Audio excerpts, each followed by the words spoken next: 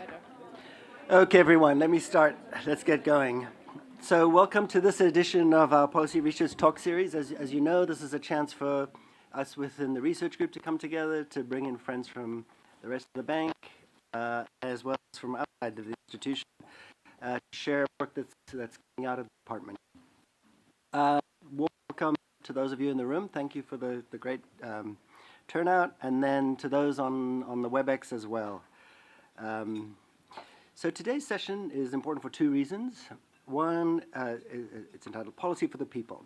First, it's, as usual, Bijou is going to challenge us a little bit, pushing us to rethink how we approach development, from seeing people as passive beneficiaries to recognizing them as partners in shaping change. So it's going to be policy not just for the people, but with the people. Bijou is going to give us examples from his work in Malaysia, South India, and other parts of the world. And then I suspect he's going to tell us what that means we should do differently in our own work. Second, and the reason why many of you are here, I suspect, is this session is going to mark the farewell of Bijou after more than 2 decades, I'm going to leave it vague, exact number, here at the World Bank. So I'm not going to actually try to summarize his entire career for you because that would take too long. But Bijou's lead economist here at the research group. His work bridging research, practice, integrating economics with anthropology, sociology, political science, to study how social and political contexts shape development outcomes.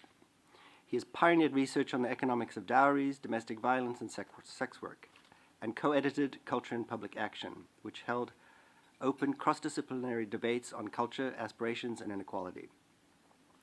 He has also co-authored Localizing Development, Does Participation Work?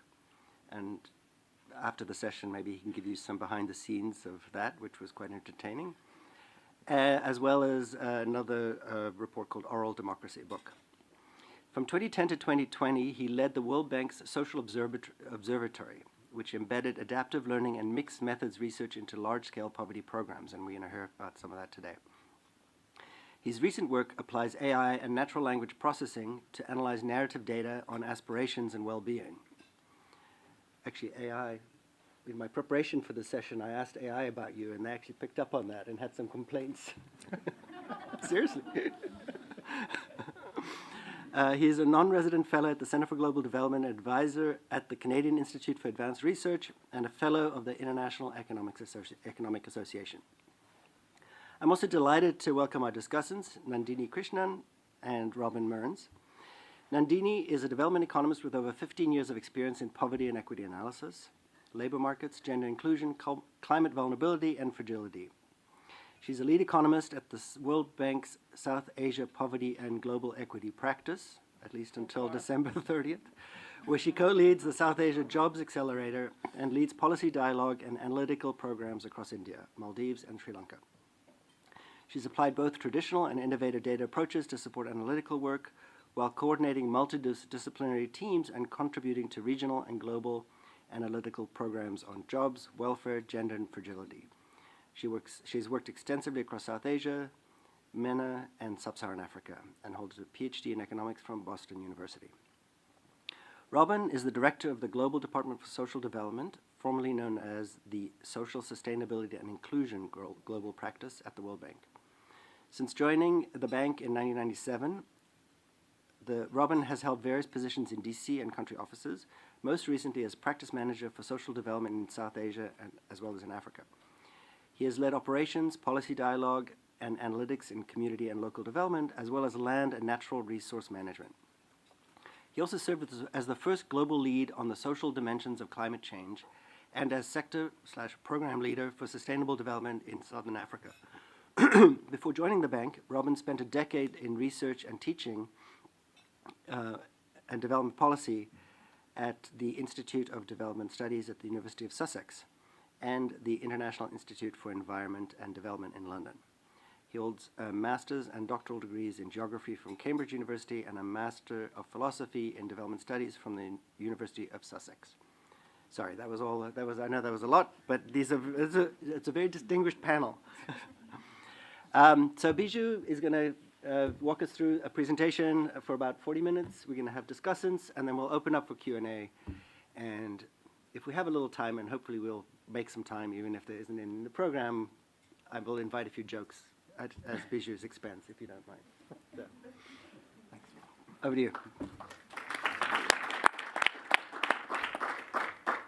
Thank you, Dion, for that kind introduction. I fear what's coming next, but look forward to it anyway. And to Nandini and Robin for kindly agreeing to be discussants. It's so nice that you can do this. I'm very grateful. And to colleagues, friends, co-authors in the audience, thank you for coming. Okay, so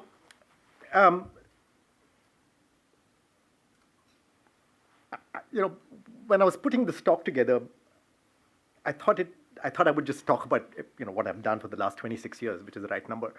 But I felt that would not be appropriate. So I'm going to talk about my latest work with co-authors and position it within a perspective that I have tried to bring to my work at the bank and elsewhere. So let's start with that.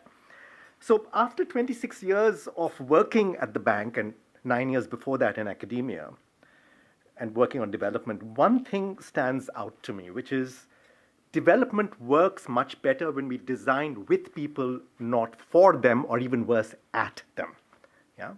So what I'm going to do today is take a journey from a critique of the dominant paradigms of development towards what I call reflexive practice and reflexive research, some evidence for that, and the implications for how we might do development. So it's going to be a journey a bit that I take you through. The three dominant paradigms of policymaking, I'm going to call them liberal, Keynesian, and neo-paternalist. What is liberal, or if you wish, neoliberal? Free markets, yeah? Remove the constraints of government, laissez-faire. Markets allocate efficiently. The invisible hand, Smith's famous invisible hand operates. Growth first, ignorant, the same policies apply everywhere. Context doesn't matter, historical, social, whatever it is. All you need is to make sure that you cut taxes and you position economies to grow, and magic will happen, right? Now, the thing to keep in mind with this liberal policy, with liberal this thinking, which really goes back to John Stuart Mill and to Smith before that, obviously, is that it minimizes the role of government. It therefore minimizes the role of experts. Experts don't matter much in this way of thinking, yeah? Because the markets will function efficiently without the need of experts, and Hayek is the great proponent of that way of thinking, as are Milton Friedman and others. So it doesn't use much social science in how it thinks. May analyze it with social science, but social scientists take sort of a back seat a little bit. The second and by far the most dominant paradigm is broadly I'm going to call the Keynesian or the neo-Keynesian paradigm, which is pretty much what most of us do at the World Bank. Fiscal policy, monetary policy, interventions, social security interventions, protection interventions, anti-poverty interventions, all fall within that rubric, that we intervene to make people better off. Yeah. Using social science research, largely economics research, as our guide for what good policy is. We try different models and we sort of figure out what to do. It's been the dominant paradigm in economic policymaking ever since probably the general theory of 1936. Yeah? The third is relatively new, but very familiar to us. I'm going to call it neo-paternalist. Under that category, I would put the fixers that function in development, right? So we do RCTs, we get a precise answer as to what works and what doesn't. We do behavioral economics, particularly not behavioral economics to understand, but behavioral economics to fix, nudging. And then we can do that nudging in such a way that we experts will tell you how to make somebody better off, even if they don't know that it's really working on them, right? So experts nudge behavior, experts know best, and there's no context really, because evidence matters regardless of context, or you can try to have meta-analysis and stuff, but at the end, context matters less than the evidence brought forward by experts, right? So literally in these three, there is sort of an increasing predominance of social science and economic analysis in how it informs policy. So these are the three dominant paradigms. All policy making, economic policy making is a mix of these three paradigms, basically. I'm going to make a case for a fourth that should be a paradigm equal in stature to these three. And I'm not saying that this is better necessarily, but it's crucially important because all of this misses people. It misses agency of people. It misses people's voice. It misses the process of co-producing policies with the people for whom these policies we are designing to work. They're not part of the process in any of these three. The process of dialogue, if you wish, dialogic policymaking is missing in the three dominant paradigms. And I think that's a mistake. The reflexive paradigm is sort of the stepchild of policymaking. And it has really three central modalities. It is user-centered, UX, to use modern terminology. We work with people with human-centered design to figure out what works best with them. But we work with them in a process of co-production. It's not us saying, this is good and good, this is what's good for you. It is constructed in a process of dialogue, and therefore it is much more citizen-driven. Citizens are at the center of policymaking. We don't do things to people, we do things with people. Now, this is not in contradiction to any of the dominant paradigms, but it's considered a stepchild. When I joined the bank in 1999, there was a lot more interest in it. That interest has diminished over the years, and I think that's a real pity. Why is that? And I'm going to point out three examples of work that I've been involved with in Malaysia, and Bihar, India, and Karnataka, India, that show you how research done in this reflexive way that brings people to the center says something different and has different implications for policy. Let me walk those three with you. Let's start with Malaysia, with the Malaysian case. Joint work with Niaza Sadullah, Monica Biradabolu, and Ken Simler. And this was done as part of the World Bank's Malaysia Economic Monitor, which is a major report the bank produces in 2019, and I thank Richard Record for supporting it. Now, let's plunge into the data on Malaysia. These are trends in GDP per capita from 1960 to 1990. And what you can see here, Malaysia is the thick black line. The economic story of Malaysia is almost miraculous. It's had some of the highest rates of GDP growth of any country in the world in that period particularly. Extraordinary growth, right? Extraordinary growth. Compared to its neighbors, Indonesia, Philippines, Thailand, and even compared to East Asia as a whole, right? And you see, similarly, in that same period, a huge reduction in poverty. The three lines, by the way, the orange line is the Bhumiputras, who are also known as Malays, who are the dominant ethnic group in Malaysia. Then you have the Indians and the Chinese, and you have Malaysia as a whole. You see all of them see these steep reduction in poverty rates, yeah, across that period. Miraculous, miraculous. And interestingly, unlike other countries, it went along with a reduction in inequality. So it's magical. The bank, this is why it was called the East Asian miracle. The bank was going gaga over this, yeah, as was everybody else. High growth, low poverty, high poverty reduction, reduction in inequality across ethnic groups, right? Yet, 2018, when my wife and I were stationed in Malaysia, we were posted there for 2 years, they had a major election where they kicked the Barisan Nasional, the party that gave them all these gains, kicked them out of power. In 2018, major election. And it was clear that there was enormous dissatisfaction in the country. So the Malaysia office of the World Bank at that time sort of said, why is this going on? And we said, let's do some qualitative work. Let's talk to people. And let's have open-ended conversations with them to figure out what's going on. So we organized 56 focus group discussions. By qualitative standards, that's a lot of data, across the country. Across the country. In the mainland, in Selangor and in Terengganu, and in Sabah, which is the island of Borneo, which is separate from the mainland. Yeah? So in these three regions of Malaysia, we did 56 focus group discussions covering all ethnic groups and covering people in middle-income people and poor people. We didn't look at the rich. Yeah? And we asked them 3 questions in these focus groups, done in the language the native language of each community. How is your life different from your parents? Compared to 5 years ago, is your life easier, harder, or the same? Why? What are your hopes and dreams for your country? And here's what we found. Enormous voices of discontent and disquiet. The first thing, you can call it cost of living, but I think it's much more than that. You use their language, there was an imbalance between income and expenses. People just couldn't keep up. The needs on them, what was demanded of consumption from them was just enough, not enough with the income they were making. So that created a real amount of tension. There's a quote there. I'm not going to read the quotes to save time, but you can read that as I speak. Yeah. Secondly, several of them talked about having multiple jobs. One person having 2 jobs, sometimes 3 jobs, driving what is the equivalent of Uber, it's called Grab in Malaysia, but doing various other things in addition to a salary job somewhere. And they said they can't function otherwise, right? Third, Lots of debt. Lots of debt. Individual debt. And we show in the paper, that's consistent with all the quant data we have on household debt in Malaysia. Massive, massive debt because you cannot afford to function otherwise. So a lot of their income was going to debt repayment, resulting in huge amounts of stress. Anxiety, stress, people not feeling that they were able to function. One person said, it's like in a swimming pool when I'm treading water, except that I'm doing it in a traffic jam. Yeah? So there was the enormous amount of stress that came with this.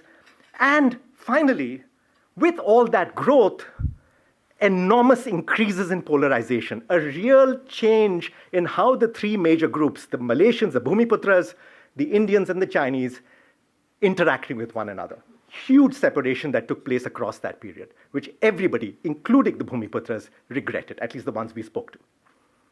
Polarization, stress, cost of living issues, debt, this doesn't make for a happy life. Yeah? So what is this? I mean, you can read the paper for details. It's going to come out in the special issue of the World Bank Economic Review. That's for Martin Revalian, who helped us a lot with this. Numbers alone can mislead us because numbers are developed with ideas that we cook up in our air-conditioned offices or downloaded from the internet with surveys. We don't take them from the ground up. So we have our metrics, it's got to follow this welfare or that metric or this metric and this kind of poverty and that kind of expenditure or income. And we measure the heck out of everything. We have huge teams at the bank doing this kind of stuff. But it's hiding a lot of reality. Because it's not, and policies derived on these blunt quantitative instruments make for ineffective policy because they're not nuanced with what people are actually going through. And there's other work we're doing, but what this work also teaches us that economist concepts of welfare are limited. They're in fact, they need a major update. Why on earth are we still stuck with definitions of welfare that are consumption-based, that are literally almost 100 years old now? The first surveys on consumption surveys, expenditure surveys were done in India, I think 1942, the modern ones. We're going back really with old ideas. And yet we base so many policies on this and on GDP, another ridiculously outdated concept. Missing so much. There's an enormous opportunity to collect data from the bottom up with open-ended interviews that really reflects people's lived realities to correct these limitations. Now, theoretically, in the paper, we show you that what the Malaysians are actually saying is going on with them, despite all this amazing economic data, is consistent with two important thinkers who are relatively neglected. So one is not as neglected, Karl Polanyi in The Great Transformation, 1944. He sort of had a bit of a resurgence recently. What Polanyi argued is that economic life is deeply embedded within social relationships. You'd never hear anybody at the bank say that anymore.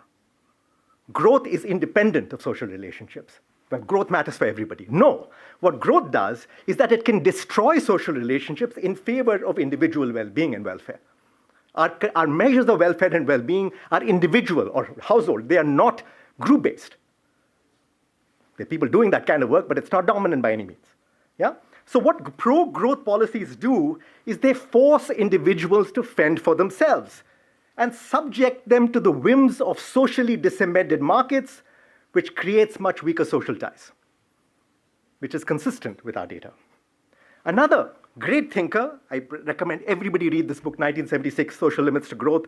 He's a professor at the University of Sussex. Tremendous guy called Fred Hirsch, who was an American as it happens. He came up with this idea called positional goods. You might attribute it to others. You've heard that term, I'm sure. Hirsch was the one who coined that term. What he says is that once basic needs are taken care of, status signaling becomes much more important. We are spending not taking care of our basic needs, it's for positioning ourselves with other people. And as growth increases, we all start feeling worse because nobody is winning that status game. You constantly feel inadequate. That's one important point. The second important point he makes, and he makes many, but the second that I'm going to highlight, is public goods that were free, clean air, greenery, open space, increasingly become privatized. You might have heard about Mark Zuckerberg buying a huge big mountain in some island somewhere that I think in Maine, that people are saying this was open access property. What the heck is going on? That's an example of that. Yeah, and what happens with that is what Hirsch calls social scarcity. The social processes that allowed all of these things to be free are now getting privatized. You get squeezed out, particularly if you're low and middle income. If you're super rich, you're very happy. Yeah? What are the policy implications of this? We need to pay more attention to narrative data, bottom-up narrative data. I've been working on this for a bit with Julian Ashwin. Nandini is part of a co-author. My wife Monica is part of a co-author. We developed a method to do interpretive qualitative analysis with representative samples. A big critique of qualitative work is that it doesn't have representative samples. That problem we've cracked. In Bangladesh, with Cox's Bazar, we collected data with 3,000 households, a representative sample of Cox's Bazar. And we've shown you that you can use LLMs to analyze that open-ended qualitative data, but we also show you that LLMs are supremely biased because in Bengali, LLMs screw up. So what we actually did was that we used a hand-coded method that using sociological methods and scaled that up for the full sample. Again, using natural language processing methods, and works much better than LLMs, okay? And then Julian Ashwin, Eric Battiston, and I are now creating what we're calling measures of narrative well-being with open-ended questions of narrative well-being. So that's coming up. But, I mean, many people can do this kind of work. It doesn't have to be us. And you can collect this kind of data. Growth and jobs are necessary but not sufficient. If you focus entirely on this rather narrow view of what development is, you're missing what human beings, what makes humans human. We're not growth machines or job machines alone. We are people, okay? So you have to have policies that improve social connection and reduce polarization. You have to bring policy and people together. If you don't do that, you're missing out on what makes human beings human. So here are two examples of also World Bank assisted programs in various ways that do that. The first is a project that we were involved with for many years. I'll come to that in a second. It's a book that's coming out at Cambridge University Press and wider with Shruti Mujumdar and Paromita Sanyal. The context is Bihar, India's poorest state. It's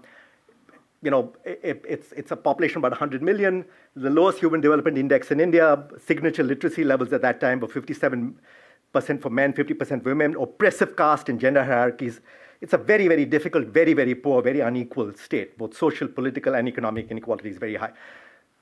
What happened in around 1990 in Bihar is a fellow called Lalu Prasad Yadav came to power and brought caste-based politics into Bihar and really did a lot in empowering lower castes. But it's been called democratically endorsed non-governance because there was greater, perhaps, social equality, but not much development.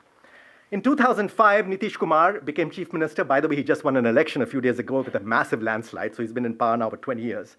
And various innovative development programs were involved. The bank started getting involved a year later in 2006. The flagship program of the bank was a program called Jivika. Parmesha was the TTL. Arvind Chowdhury from the Indian Administrative Service was the CEO of the project. So that started in 2006.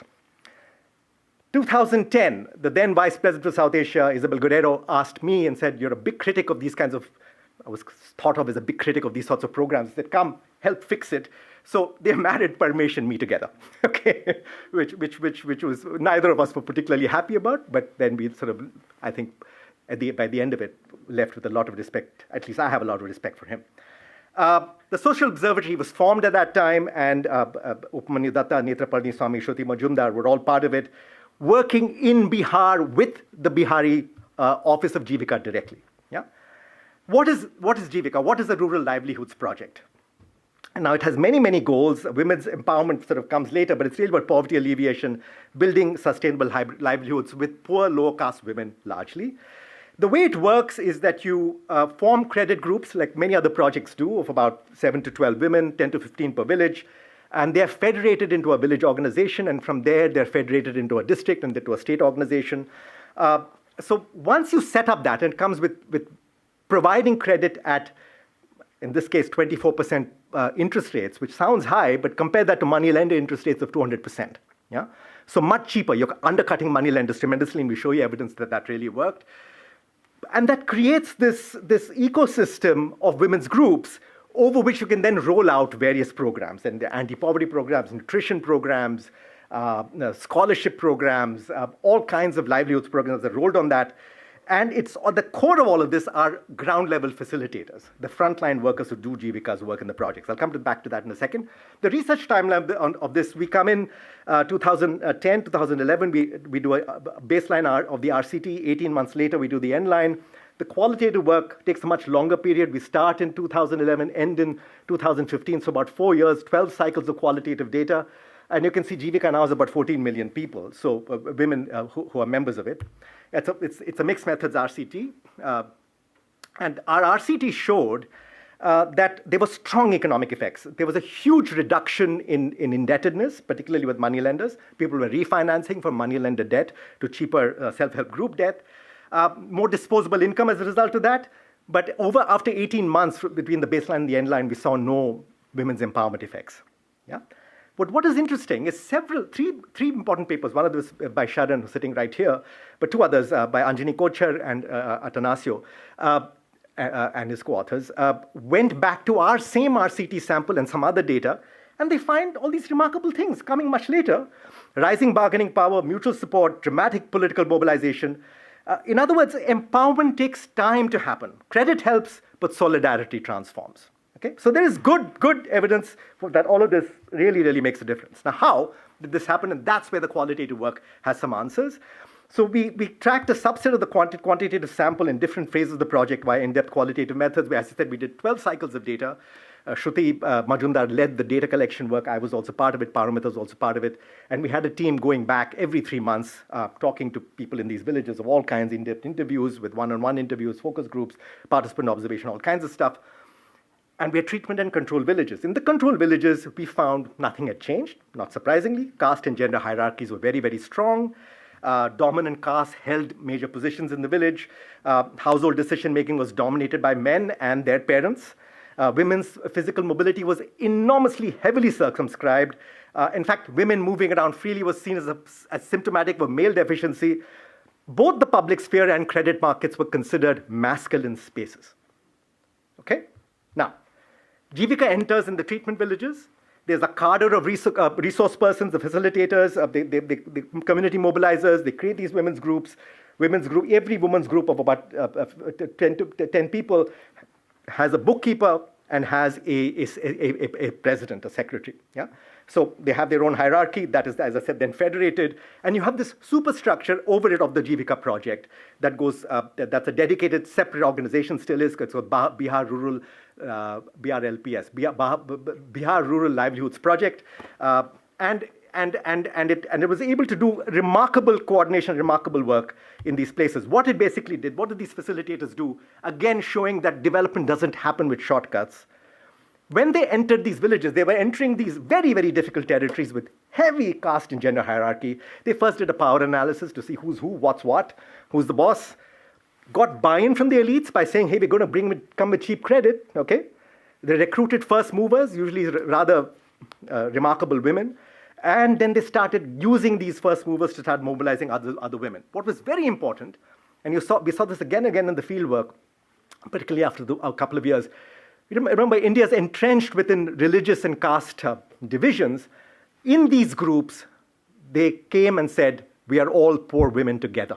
We are not this caste, this community, we're just poor women together. So they changed how they thought of themselves, emphasized women's stories, and challenged masculine norms, patriarchal norms through practice, with repeated practice.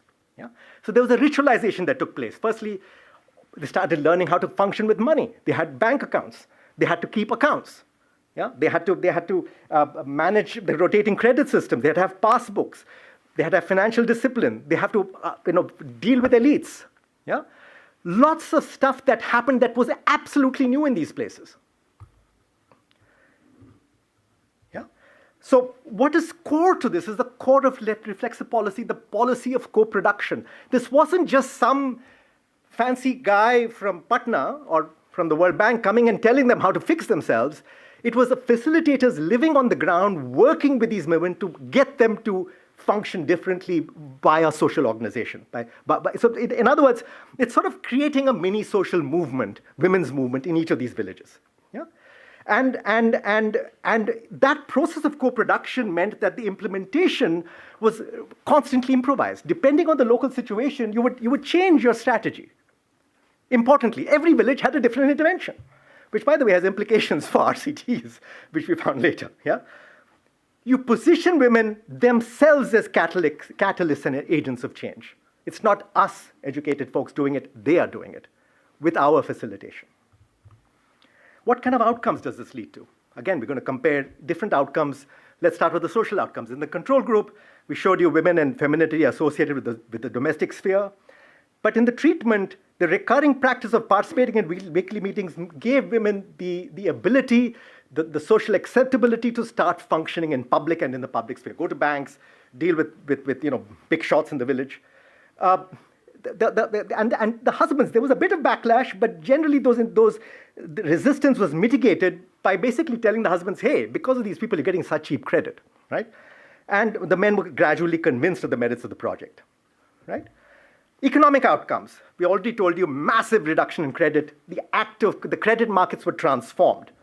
In fact, and I didn't tell you that, what we also found in our RCT, that there was a macro effect, that the macro interest rate dropped sharply by almost 70%. The macro interest rate. Money lenders couldn't charge what they were charging, in other words. Yeah? So women could now get in and function directly in those credit markets. They had greater control over group money because it was their savings, greater information about credit markets. So you got financial literacy, you were able to improve your bargaining power, all kinds of remarkable things happening because of this intervention. And political outcomes. Women started giving you opinions on politics, which never happened before. When I first went to Bihar, a woman would not tell you her husband's name. Yeah? That changed. Problem solving. Any issue in the village, you had these groups of women solving these problems. They would do all kinds of stuff. And interestingly, and this is Sharon's work, also showing this with quantitative data, they started running for elections. And in fact, again, I told you there was a major election in Bihar, a state-level election, last week. And this was a headline from a paper from just 4 days ago. Okay? They are a political force in Bihar, these 14 million women. That has transformed gender relations, economic relations, and the political landscape of the entire place. And that is a World Bank-assisted project that started in 2006. How did this change come about? Now, it was important that the chief minister, Nitish Kumar, who's still the chief minister, was completely behind this project. For what reason? Perhaps for good reasons and political reasons, women support him. And that's how he won a landslide, by the way, last week. Yeah? And it's clear that all these Jivika women were behind him. They created 3 types of resources, this project. Physical resources, money, cheap credit, passbook, symbolic resources, and alternate identity, untethered from caste, marriage, family, and in an institutional environment, the self-help groups, the village organizations, what are called the community-led federations, access to alternate source of credit. So you had this capital being built, social, political, economic capital being built. Okay? Now, what this basically says, the way this project was able to scale up, I think was because they took learning by doing extremely seriously. Going back to the work that Ghazala Mansouri and I did in 2012, we talk about a sandwich, Jonathan Fox's term, where the top has to meet the bottom. The bottom can't function on its own. It needs support of people who are even more powerful than local elites, and that's the chief minister. That was very, very important. And importantly for the bank, strong, consistent support from the bank from 2006 till now, over 20 years. Higher-ups in the bank were not really interfering. You do this. I saw many, many higher-ups come and go. The TTL stayed the same, and they were basically left alone. Yeah? And they built strong capacity for adaptation and course correction, process monitoring system, decision support systems, good monitoring systems, impact evaluations. It was a collaboration that we in DECRG did with operations, which I'm very, very proud of.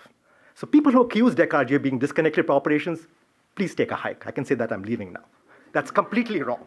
My colleagues and I, and as I'm saying this as I leave, we are deeply embedded within operations. If you don't know that that's happening, you're ignorant. And and please go educate yourself because it's wrong, right? Bottom-up change can, but let me come to that. I'm sorry, that wasn't prepared. But it really bothers me. And I know it bothers my colleagues. They can't speak about it, but I can, right? Now, bottom-up change can also happen with a structural shift. It doesn't happen with an intervention. It can happen with a constitutional amendment. So I'm going to talk about a paper that we're working on, that we have a draft of, which is really about the added value of village democracy. And the basic question here is a question that's very, very hard to answer, because how do you do this? Does democracy work? Is democracy better than administrative-led government? In other words, do authoritarians function better than democratically elected politicians? That's the question we're trying to answer here. And we're able to do this because, firstly, let me talk about the Constitution Amendment. This is the 73rd Amendment to the Indian Constitution that happened in 1992. It was a remarkable, remarkable thing. How it happened remains a mystery, but it happened, which gave every Indian village, not every Indian city, but every Indian village, access to regular, fairly monitored elections with elected village councils, elected village presidents. We've just written a paper, a review paper on this called 250,000 Democracies, because that's what it is. Political reservations for women and lower castes, stuff I've written about previously, village meetings in every village. This is the largest deliberative set of institutions in human history. Every Indian village, 2 million Indian villages, have access to deliberative spaces for important decision making. A village administrative structures, you had village bureaucrats, and they're managing grants for higher governments. They're generating their own revenues. They're managing flagship programs at the local level, like the famous Mahatma Gandhi National Rural Employment Guarantee Scheme, the NREGA. And by the way, again, Dekarji has been collaborating and has been shaping South Asia region policy on this since the year 2000. And that's documented, okay? So, in this paper, we compare the performance of elected and appointed leaders. And the reason we're able to do this, and let me just show you, well, let's stick there. COVID happened, and COVID happened right as an election was supposed to take place, right? A village election was supposed to take place in the state of Karnataka in southern India. So elections were postponed. And according to Karnataka law, when elections are postponed, you appoint an administrator, a bureaucrat to run the village, okay? Now, as it happened, there was a subset of villages that for some reason, going back to the year 2000, were in a different election cycle. There were about 200, 300 of these villages. But it's a different election cycle, right? Why is actually, we looked into that a bit, it's orthogonal, it's not correlated with any of the outcomes we're looking at. It's completely exogenous, and there were very few of them. There's 6,000 village governments, 300 of them were on a different election cycle, yeah? Now, what is interesting about these elected villages, remember the minority of elected villages, is they're spread across the state. They're not clustered in some place. They're spread across the state, okay?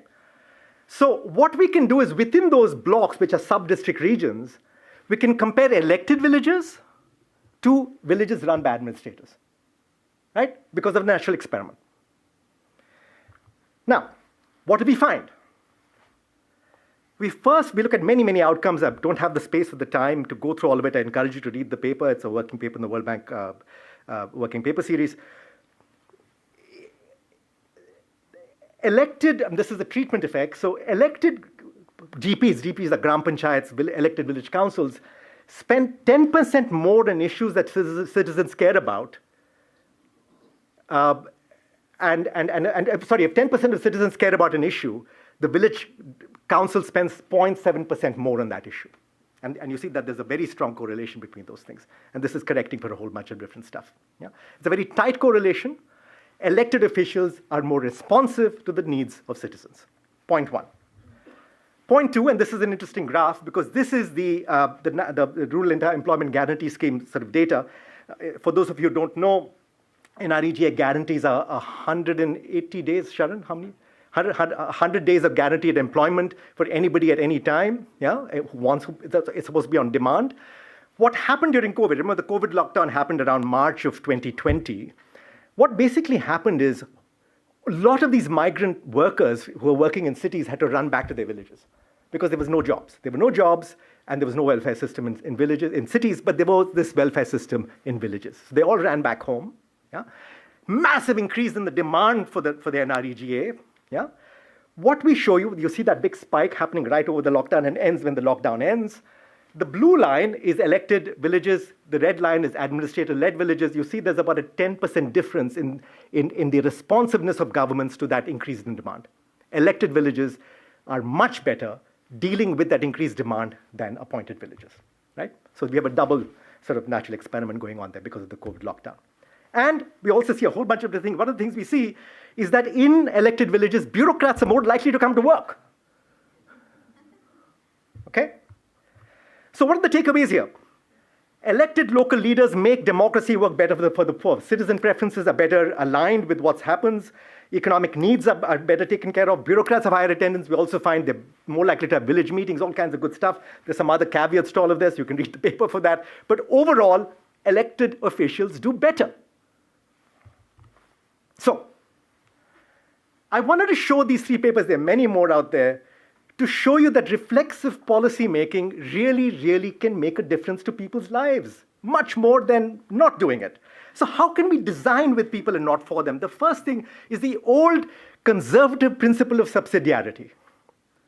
Allocate decision making in government to the level of government which is the most suited to making that bloody decision. In other words, village governments shouldn't be deciding foreign and defense policy, but they should be deciding school policy and health policy, not vaccine policy. That simple principle, it seems to be observed in the breach all over the world, right? Delegate decisions to the lowest feasible level and include citizens to speak for themselves in that process, to shape decisions, shape budgetary allocations at the local level.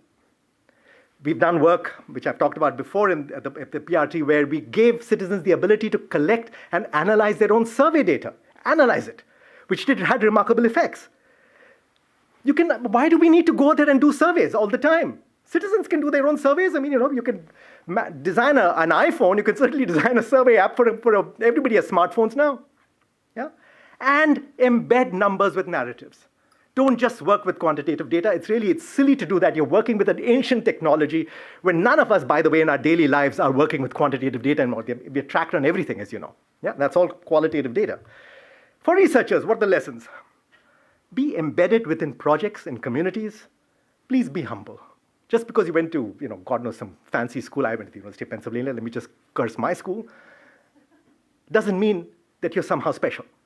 It means you were privileged in different ways. You are working with people trying to help them make their lives better, not you telling them how to make their lives better. Let methods follow people and not publication incentives. Let questions follow people, not publication incentives. Questions should be derived from the ground up, not from, oh my God, if I write this paper, it'll be so cool because I can get tenure, I can get promoted from senior to lead, I can do this, I can do that, whatever, which rules the lives of researchers. It really, really, I think that whole ecosystem, that academic game, the research game that researchers play has negative consequences for policymaking, in my view. Okay? As does the Nobel Prize in Economics, but that's a whole different story. Now, design for learning, not just for inference. Design for learning, not just for inference. That is community-based learning. Okay? For practitioners, for God's sakes, when you go to the field, go to the field, not to the capital city. Flying Qatar Airways Q suites. Yeah? Go to the field. You have plenty of budget and time to do that. When I came to the bank, there was this village immersion program that we all had to go through. It stopped. You had to go and spend at least a week with one of the communities that you're supposed to be working with in their homes. Long gone. Yeah? All we're dealing with is DC-based politics and machinating ourselves to make sure that our jobs are secure. Go co-produce with communities. Second, build adaptive capacity. Have the capacity for course corrections happen. Just tracking outcomes is not enough. I'm not saying it's not necessary. Again, it's not sufficient. You can have this big matrix of outcomes, but if you don't track the processes that led to those outcomes, how the heck are you going to get to those outcomes? Slow cooking, guys. We don't want to eat McDonald's all the time. It has to be nurtured. That capacity has to be brought in. Get out of the way. Serve, facilitate, don't steer. Okay. So what have I learned after 26 years? Not better models, but better listening. Growth in jobs are not enough. Tracking outcomes is not enough. Must pay attention to process. Good policy requires working closely with beneficiaries. Voice and agency of people are the bedrock of durable change. Listening and learning is the method. thank you so much. I've been so grateful for the 26 years I've been here with DEC-RG. I had the same office for 25 of them. It allowed me to ask difficult questions, follow long-term thinking, and learn from communities in profound ways. And I'm grateful and by the way, no academic department can replace DEC-RG. Let me make that point as well.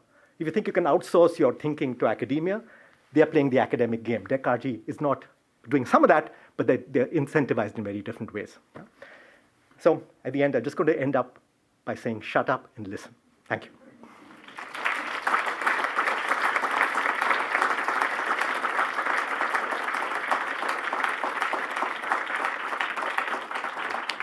So I had queued up a video because I was prepared to say, in his older age, Vijay's calmed down. And I wanted to show a video of, 15 years ago to show how animated you were. I can skip that.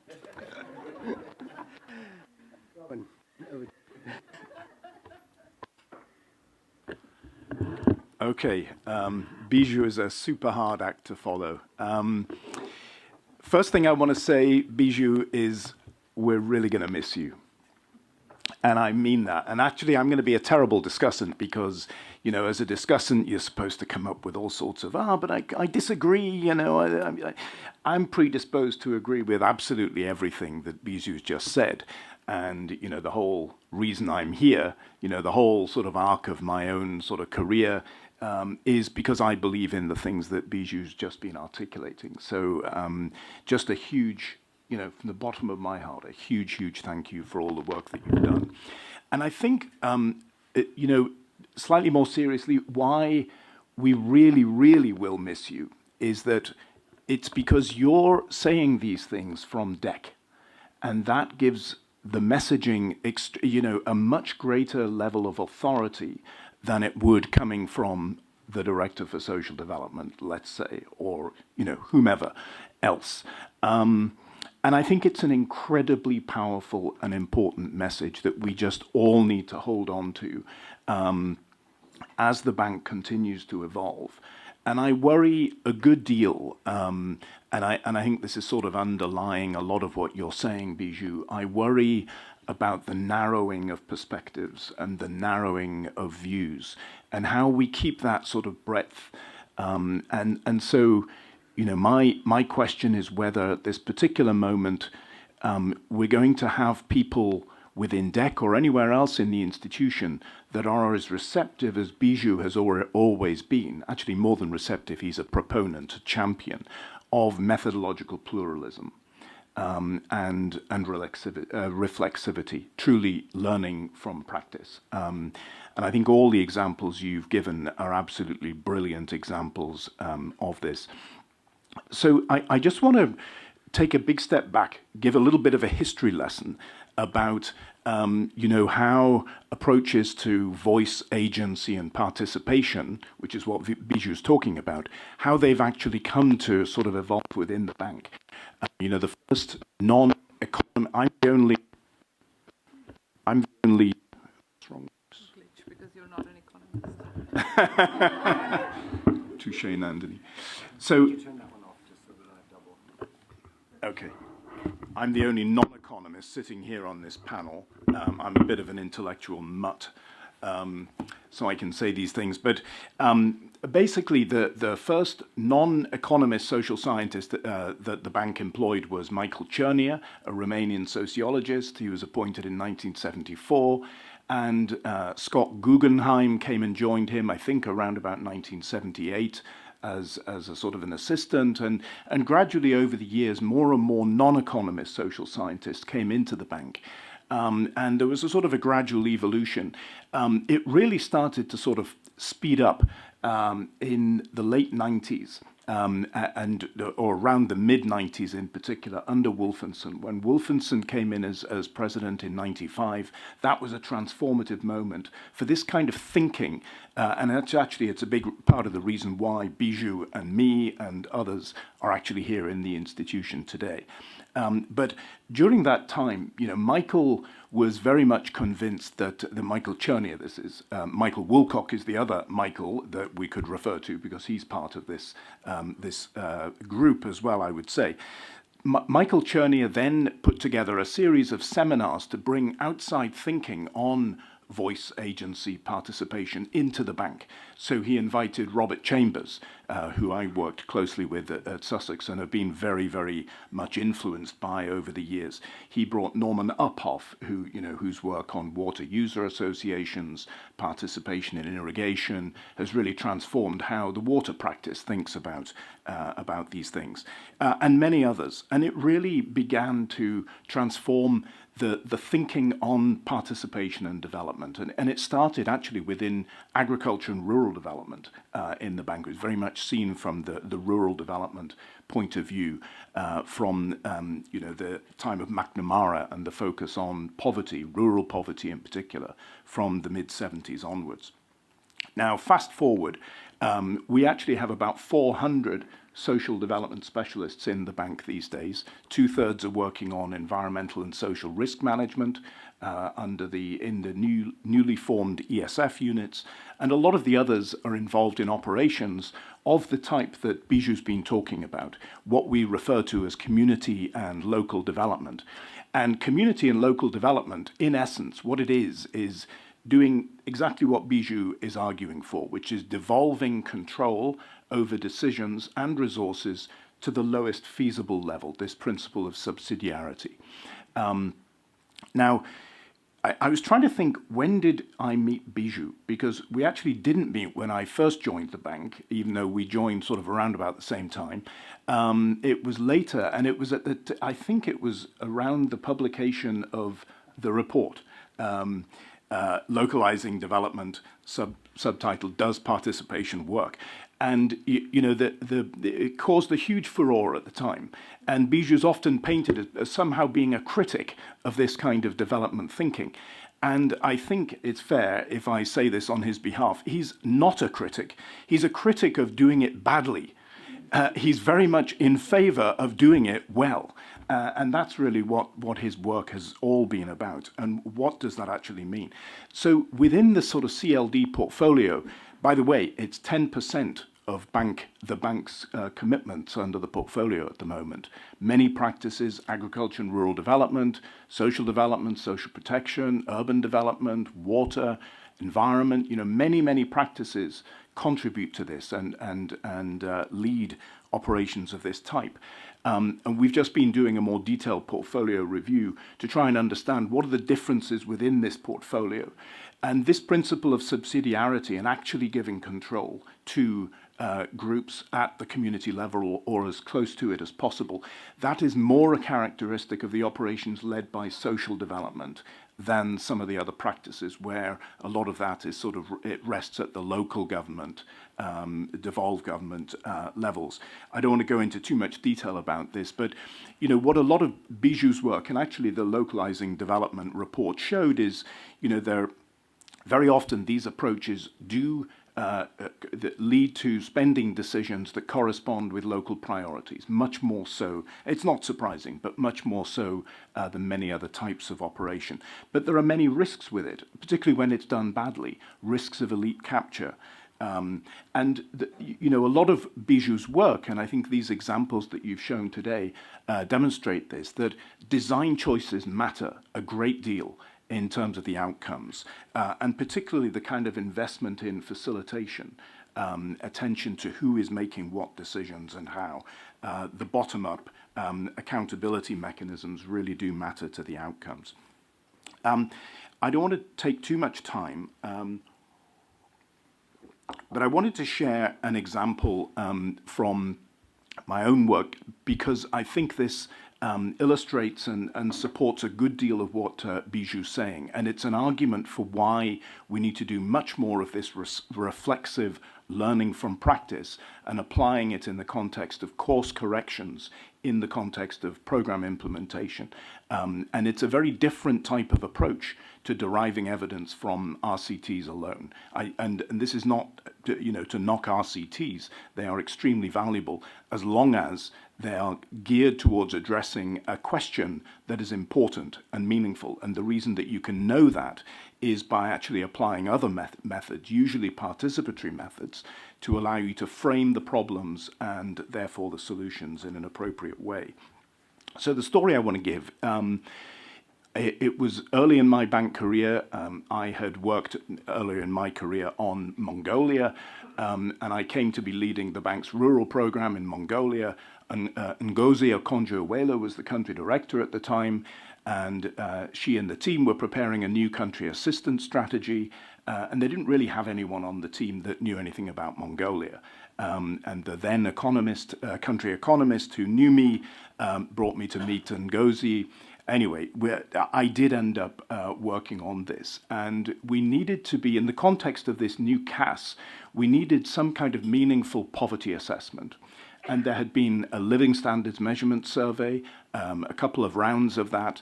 And the point that Bijou makes in this paper on Malaysia, where the quantitative data can actually mask more than it illuminates, I think was exactly the problem we were facing. Mongolia had been through a decade of an incredibly difficult transition, and human capital was eroding extremely fast.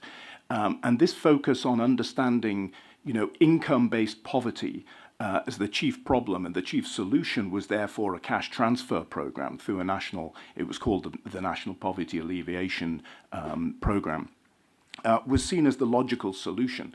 But it was a very partial solution and didn't really correspond to what people themselves needed. So we undertook what we called at the time a participatory living standards assessment. It's basically a nationwide participatory poverty assessment based on the same sampling frame as the LSMS surveys, so representative across rural and urban communities, but using participatory methods. And the starting point for this kind of research, and the Jivika example shows this very well as well, is to understand what are the frames of reference of local people themselves in terms of differences between ill-being, well-being and ill-being.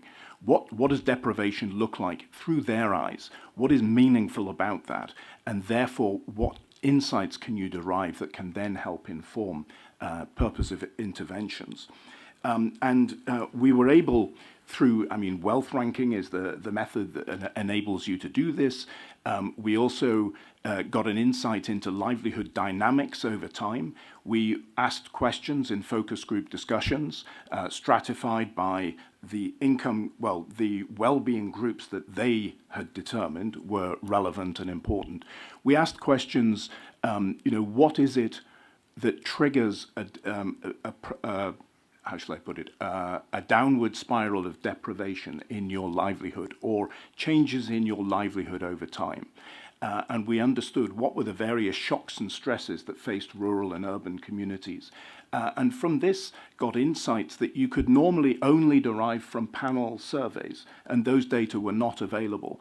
At the time, we didn't have the sort of large language models that we have today. We could have processed a lot of that qualitative information in certainly a much more time-efficient way than we had to do. But it did derive some very important insights.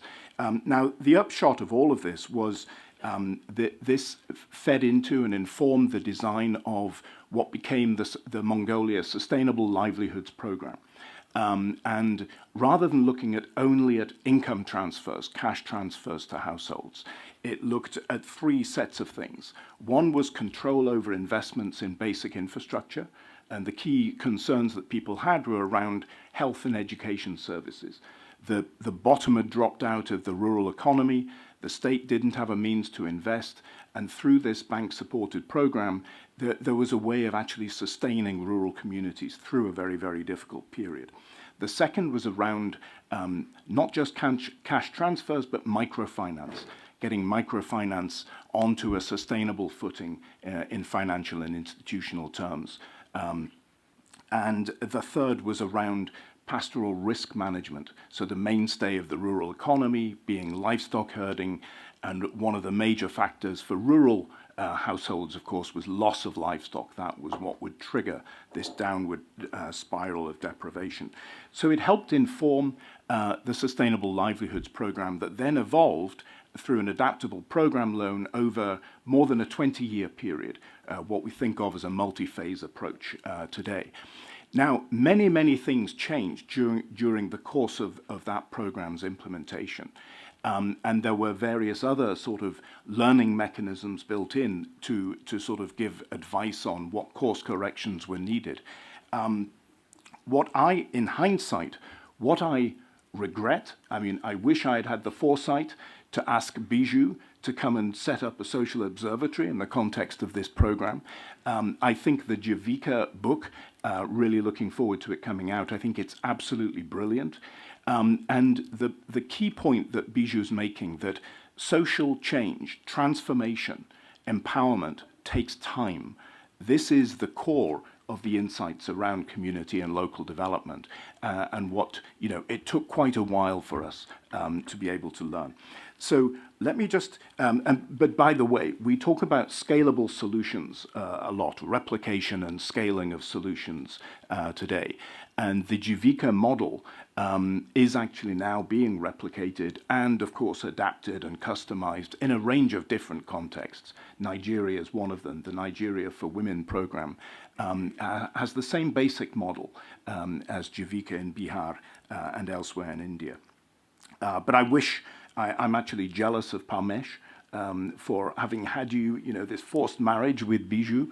I don't know if Parmesh is connected. He did his PhD at Sussex with Robert Chambers, so very much comes from this same tradition. So I'm glad that marriage came about, because it's led to some amazing work. So let me stop there, but thank you so much, Bijou, for everything you've done. Thanks, Roman. Over to Nandini. Okay, so 2 tough acts to follow, and you'll see from the paucity of data in my presentation that the bank was much better funded at one point than it ever was while I was here.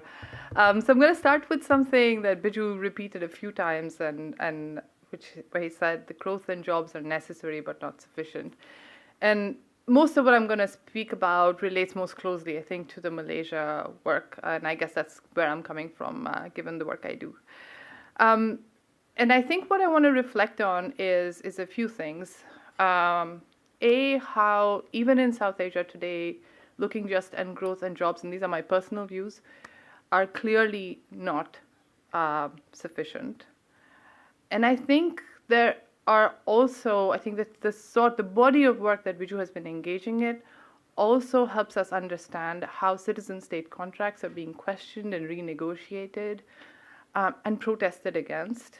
And those are also important to understand for our development, to sort of get our development narrative and advise and learning right. So I'm gonna use very archaic concepts like growth and poverty, and to some extent, yes, Bijou, I absolutely agree with you. So let's assume for a minute that monetary poverty, as we have been measuring it, is a reasonable proxy for well-being, and I think I will agree that it's not. But let's start with that, because that's what we have. And what we see in South Asia over the last decade is you have a sharp reduction in poverty without a fundamental economic transformation. And this is important because you don't have the sorts of economic mobility across sectors, across occupations that goes hand in hand with people being able to achieve their changing aspirations. And I think the Malaysia work reflects some of that. I'll give you 3 examples. Notably, in 2 of those, we had to wait more than a decade for our archaic survey data to produce our archaic poverty numbers. So that just tells you where the world is today. And the question I think I've been thinking about is, despite this material progress, is there cause for frustration? How a reflexive approach, just very simply in a very narrow sense, just being a little more humble and being quite a bit more broader, can help us go understand what's really happening. So I'll go quickly through the slides. You have India, one of the fastest growing emerging economies in the world. All GDP numbers look great, so they're not here. Steep reduction in poverty, no matter what line you use. But this is the structure of the economy in 2022. You have, this is just different subsectors divided by productivity per worker. 90% of employment in 2022 still comes from low or very low productivity sectors, more than 70% of earnings. And this picture hasn't changed since 2011, and almost 80% of the poor work in that bottom bucket. And so how did India reduce poverty? We're still working on this, but growth and jobs matter, but not in the ways that we think they matter. So what did India do in this period? So India transformed sort of how it mobilized revenue in a sense. There was a huge revolution in digital public infrastructure, which allowed for the taxing of consumption. There were only 6% of Indian individuals pay individual taxes. So it's not really coming from that, although that has expanded. But what it really transformed is how transfers could be delivered directly from the state to citizens. Not just cash, but also in kind. We've had 2 huge entitlement programs, one of which Viju also spoke about, the NREGA, but also in the provision of private goods from public funds. And part of this story was the livelihoods portfolio. And it's a question we can ask today, and this is why I said my personal views, was this livelihoods portfolio so successful that it's now also become an instrument for states to directly reach out to citizens? And how does that shape political incentives? A second set of things which are probably more fundamental to how we think about growth, poverty reduction, India's had really, really, really favorable demographics. A growing working age population, dependency rates are falling, but the dividend from these demographics only comes out and is translated into poverty reduction through some expansions in employment in these very low productivity sectors. At the end of the day, agriculture, low productivity services, construction. Little economic mobility. And at the same time, tertiary unemployment is high, graduate unemployability is low, learning outcomes are poor, child stunting is still among the highest in South Asia, above the LMIC average. What is the difference between these two things from my relatively uneducated point of view and sort of non-researchy point of view? Is I think the first set of interventions is allowing the state to sidestep some of these more complex issues which require more intermediation.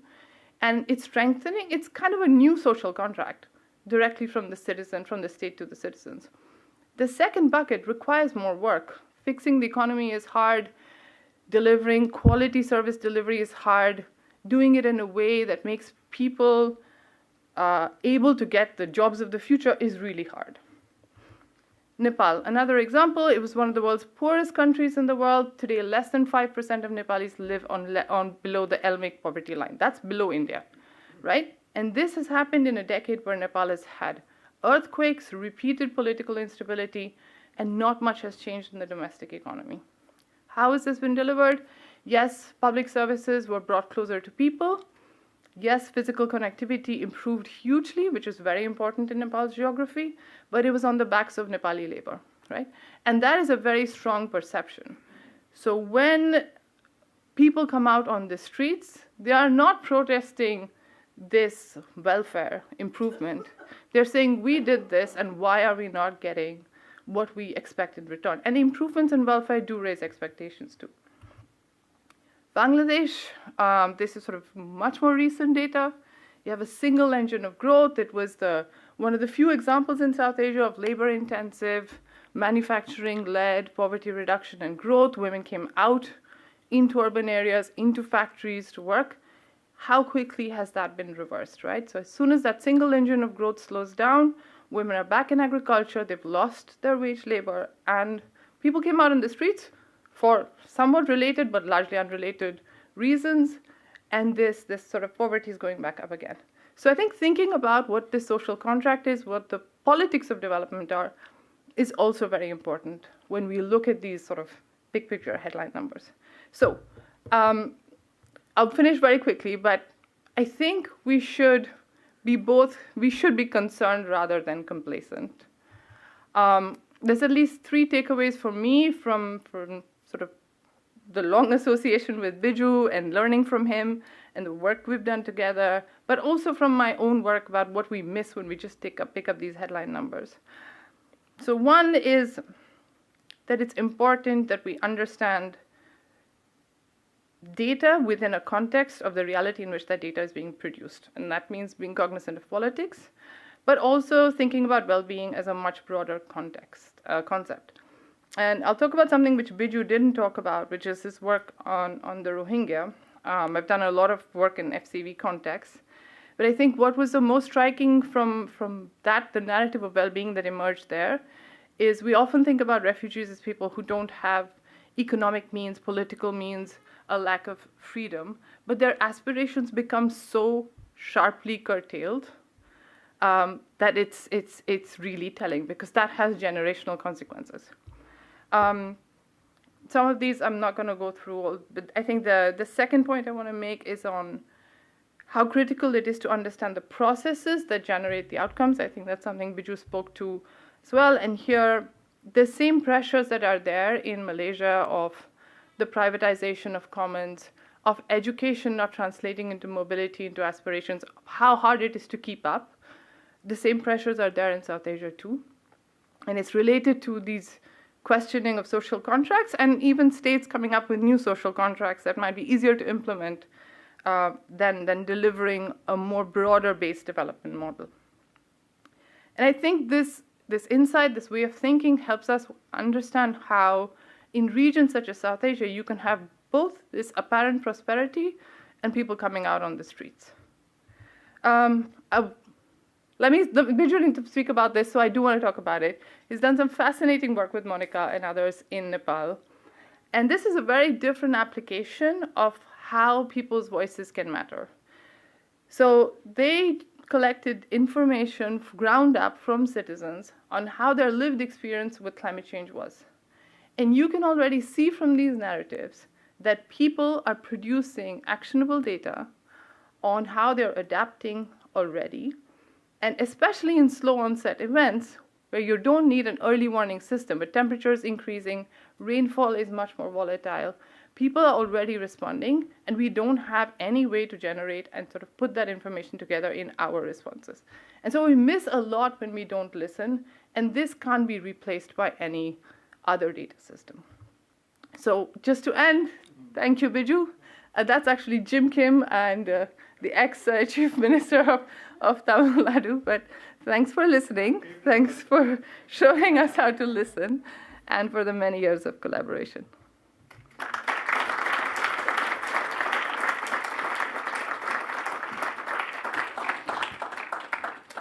Thanks, Nandini.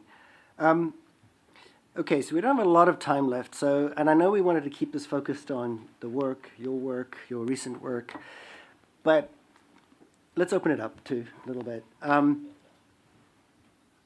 I mean, I just want to mention two things, two key takeaways from your talk, and the one was sort of implicit in the PowerPoint, it became very explicit in your presentation, which is the relevance of the research to the World Bank's operational engagements. And you've been a sort of a great example of that. You've been an advocate of that, and you've lived that, and as you've described. So, noting that, and then also just the you've consistently put people at the center. And I like I don't know if this is a new formulation, but it struck me with people.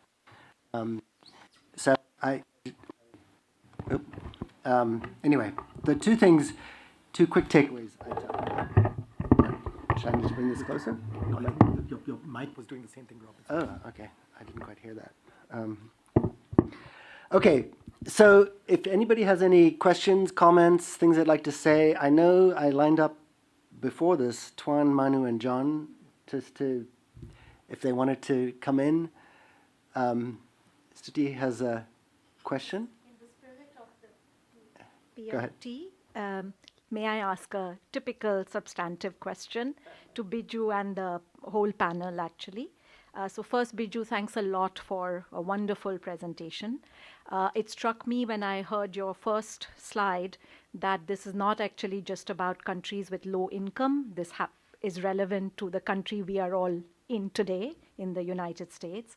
And I think you were raising much bigger questions about human society and whether economic well-being and economic institutions are coming at social cost more generally. Having said that, my question is about what I haven't heard in Biju's work or from operations is there a tension between direct democracy by citizens versus representative democracy, including through local elections for local government. And I'll give two examples, and I think it has real relevance for the. Okay, but I will finish. Okay, so I think it has direct implications for the design of World Bank operations. So I take very seriously operation embeddedness. So the two examples to illustrate why this tension might exist. One from the United States. There's a lot of work suggesting that citizen participation at the local level, challenging locally elected governments, might be responsible for the housing crisis, because NIMBYism and protecting their own selfish interests that citizen participation comes at the expense of sort of good representative government watching out for everybody's interests. And it's not just elite capture. It's really a difference between selfish private interest and public interest. And the second example is from Bihar. So the recent election that you alluded to several times, there's also headlines where the opposition parties that lost, including one new party that tried very hard to contest on good governance platforms, claim that votes were bought from women, including, the headlines say, through diversion of World Bank funding. And in my own work, I'm finding that the self-help group leaders you were talking about, they tended to respond to clientelism questions in ways that were clientelist. They were more likely to say yes to voting for vote-buying politicians in exchange for a gift compared to your average citizen, more likely to want freebies compared to broad public goods. So that's the second example. Thank you for your responses, and thanks again, Biju. Thanks, Stuti. Do you want to have a quick response? And then Just very quick, before I answer Stuti, I forgot two people I should mention, both of whom I'm actually married to. One is Michael Woolcock. He and I were hired together. He's a sociologist, first sociologist the DEC, first and probably last the DEC has ever had. A lot of my work has been influenced by my work with Michael. The second is my actual wife, Monica Birudobolo, sitting right here, who's taught me so much about qualitative work. So now, to these questions.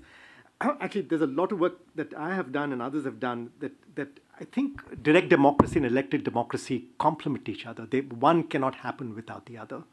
And when you have both, you have a much stronger system of government. And this is work, Jesse sitting right here, even his work, Jesse Ribo in Senegal and other places shows that. Clientelism, I don't doubt that Jivika women are now involved in clientelistic politics, but to me, that's a much higher order question. Women sitting at home, not able to say their husbands' names and not engaging, right? So we now have women as serious participants in the political process, yeah? Which in Bihar was unthinkable when I started working there in 2007. So in those almost 20 years, there's been a transformation, largely because of Jivika. So I mean, I'll just leave it there. I mean, I don't necessarily disagree with that clientelism is a big issue. But I think, again, clientelism, well, let me stop there because Dion wants me to be short. Thank you. Tuan, do you want to come up? So I think we are taking the opportunity to pay tribute to Biju for having been our colleague for so many years. So for those who don't know Biju and didn't have the privilege to have him as your office mate or close to your office, I think Biju is really the down-to-earth researcher, and you've seen it during this discussion. So exhibit 1, if you think that there was energy in this presentation, try to go to our seminars when a speaker doesn't say anything sufficient about context, and you will see what the energy in the seminar is. Exhibit 2 is the social observatory. I think it's a big legacy that Biju is leaving to us and reminding us through this talk and through all his work that things start from the bottom up, and we need to pay that due diligence in understanding what the voices are saying. Exhibit 3 of the researcher down to earth is when I started at the bank, my parents happened to come to the office, and I introduced them to my colleagues, and we went to Biju's office, and Biju was napping on a yoga mat on the floor. Exhibit 3. So thank you, Biju. Thank you, Biju, for being the down-to-earth researcher who has been elevating the debate.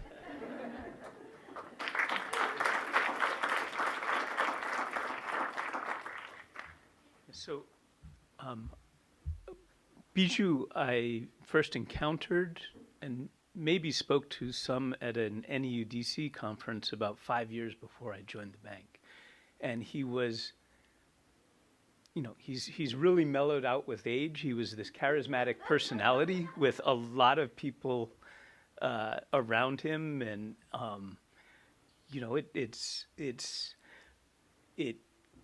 he, among a couple of other people, made DEC RG an interesting place to come to from academia. He's, I guess you might gather from today, he's something of a conscience within the bank among economists of the importance of thinking about, as Tuan mentioned, context and the value of qualitative data and other approaches to research than the strict economics framework. He's also a lot of fun. I learned this particularly when I first joined, watching interactions between him and our colleague Jishnu Das. I don't know if Jishnu is here in person, but Jishnu had a special knack for tickling Bijou to get him going. He'd say, what's with all this social observatory stuff? Can't we just look at market failures and solve the problem? And at a particular point in the day when we were all losing energy, this type of interaction, you might imagine, was quite entertaining. Suffice it to say, we're going to miss you a lot. And I'm not sure who replaces you.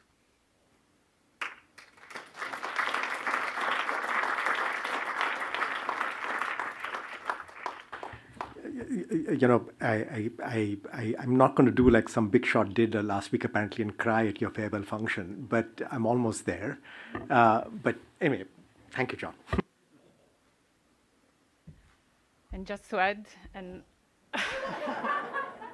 last but not least, I wanted to thank you, Bijou, for all these years, and I wanted to give Bijou what Bijou deserves, because we always had this conversation about is this work recognized? Are people listening to what you're doing? And I think people listen, and we listen as economists, and in the big conversations with the multidisciplinary open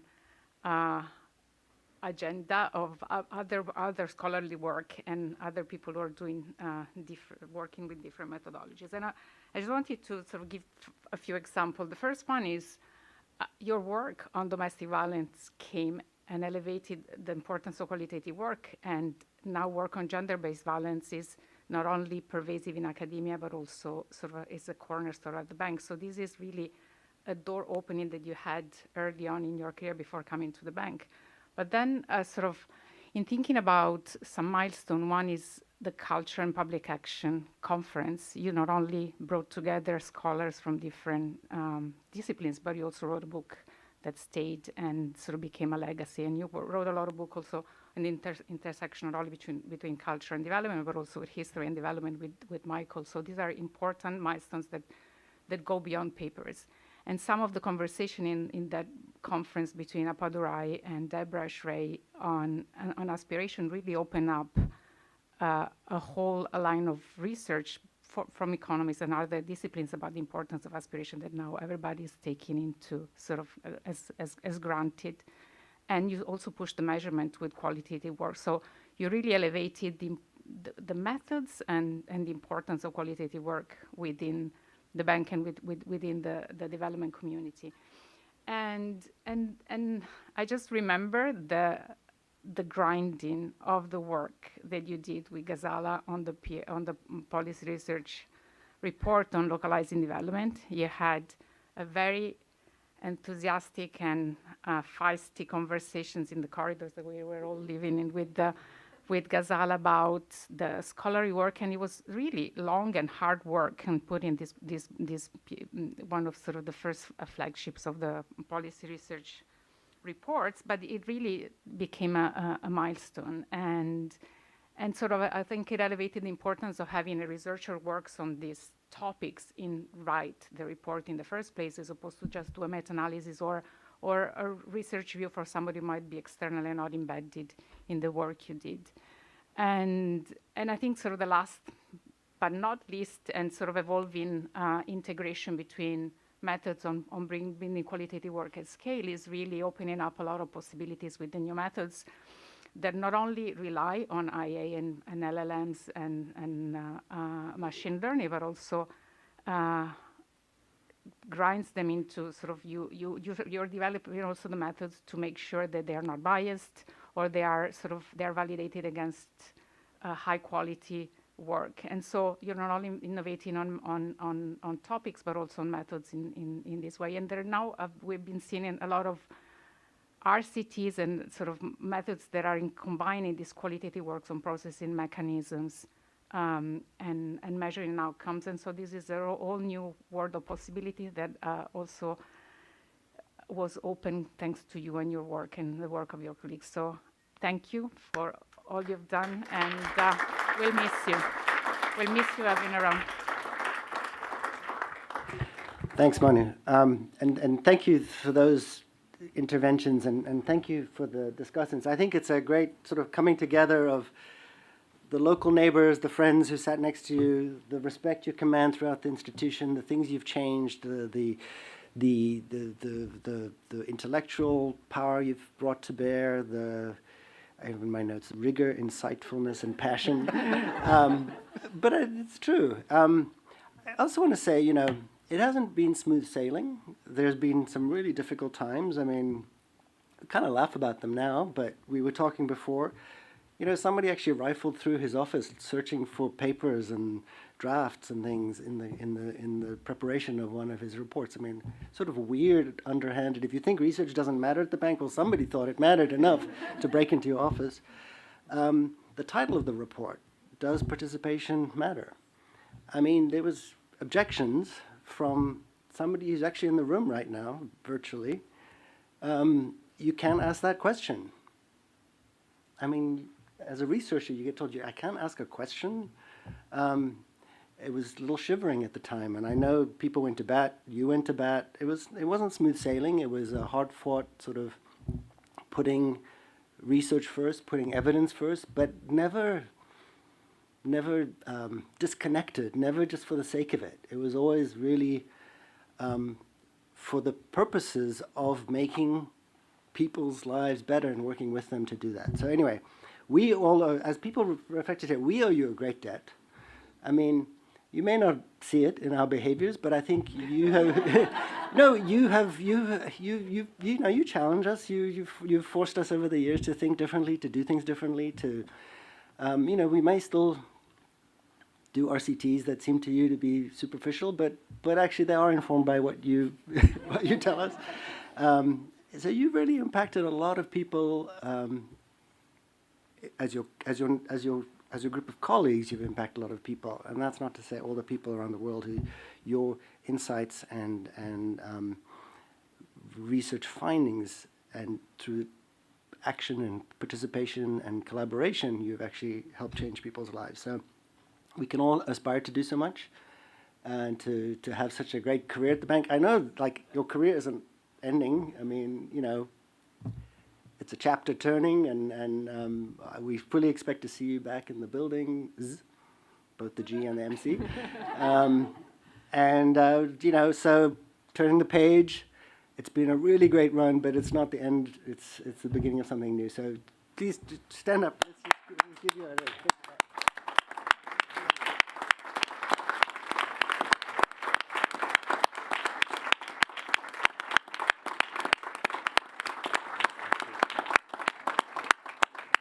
Thank you everyone for coming.